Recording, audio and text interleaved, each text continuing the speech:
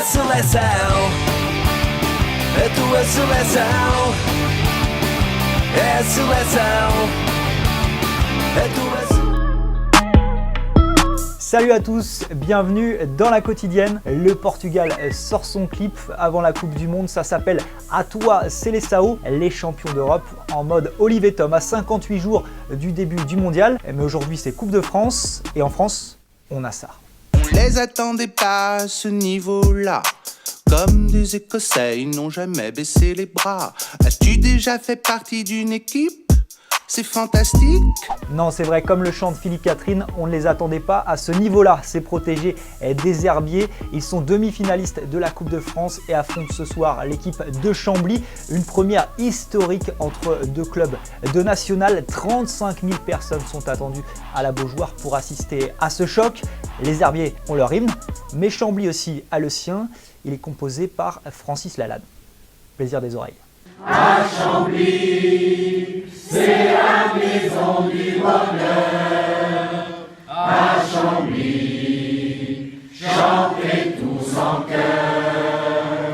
Demain à Caen, deuxième demi-finale de Coupe de France, le Stade Malherbe reçoit le Paris Saint-Germain. Paris, champion de France depuis dimanche. Et hier, le club de la capitale a publié l'affiche officielle avec les joueurs champions de France. Pas de surprise, Neymar est en plein milieu. Au-dessus de lui, les stars, Cavani, Mbappé. Mais attendez, il n'y a rien qui vous choque? Zoom. Et oui, Hatem Ben Arfa est sur la photo. Sauf que Ben Arfa n'est pas champion de France, en tout cas pas pour l'instant. Pour l'être, il faut qu'il joue au moins 1 minute en Ligue 1 d'ici la fin de saison. Il reste 5 matchs, donc c'est notre question du jour. Le Paris Saint-Germain doit-il faire jouer Ben Arfa en Ligue 1 pour qu'il soit champion de France? Vous pouvez répondre dans les commentaires. Et puis pour conclure avec le PSG, le président du directoire du Bayern Munich, Karl-Heinz Rummenigge, a lâché une petite info hier soir à la télé allemande. Écoutez-le. Kontakt mit ihm, klar. Und dann irgendwann hat er angerufen oder sich gemeldet bei uns, hat gesagt, er hat eben sich für eine andere Destination entschieden, wie es jetzt heißt, angeblich Paris Saint-Germain.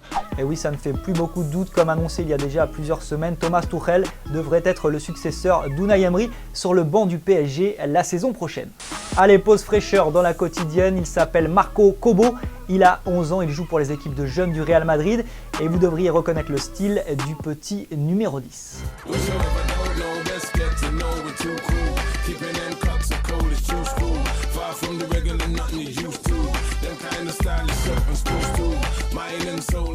À Monaco aussi, la relève est prête, il s'appelle Jonathan Bakali et vient d'avoir 16 ans. Petit best-of, c'est cadeau. I was cocky back, I read a fire that chrome. I was out the country, you know, with time on my own. I was trying to get the devil out of my Jones. I was thanking God, I was thinking all along. Match de Bundesliga hier soir entre Fribourg et Mayence. On joue la toute fin de la première période. Un joueur de Fribourg touche le ballon de la main dans sa surface, mais l'arbitre laisse jouer et renvoie les deux équipes au vestiaire. Jusque-là, vous me suivez? Sauf que l'assistance vidéo signale la main dans l'oreillette de l'arbitre qui attend quelques minutes d'avoir plus de précision, puis accorde le penalty. Sauf que tous les joueurs sont déjà rentrés au vestiaire, ils sont obligés de revenir 7 minutes après la pause. Le penalty est finalement transformé, victoire de Mayence 2-0 et nouvelle polémique autour de l'arbitrage vidéo. Hier, nous vous posions cette question, Lyon ou Marseille peuvent-ils passer devant Monaco et terminer deuxième de Ligue 1? Vous avez été nombreux à répondre.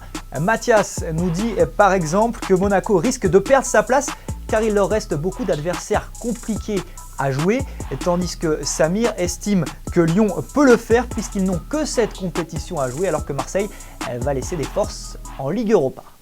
On a parlé des hymnes tout à l'heure, vous connaissez aussi les mascottes, mais finalement pourquoi s'embêter à mettre quelqu'un dans une tenue un peu ridicule? Regardez ce qu'on a fait en 3e division russe ce week-end. Le club de Machouk KMV a innové en faisant venir un ours, un vrai, pour remettre le ballon à l'arbitre et chauffer les supporters avant la rencontre. Bon, ça n'a pas vraiment fonctionné puisque l'équipe qui a fait venir cet ours a finalement perdu 3-0.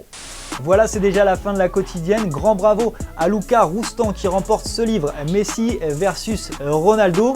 Et puis vous pouvez continuer à liker, partager, commenter. On se quitte en musique et en images. Salut à tous. You can't stop the tears from falling down.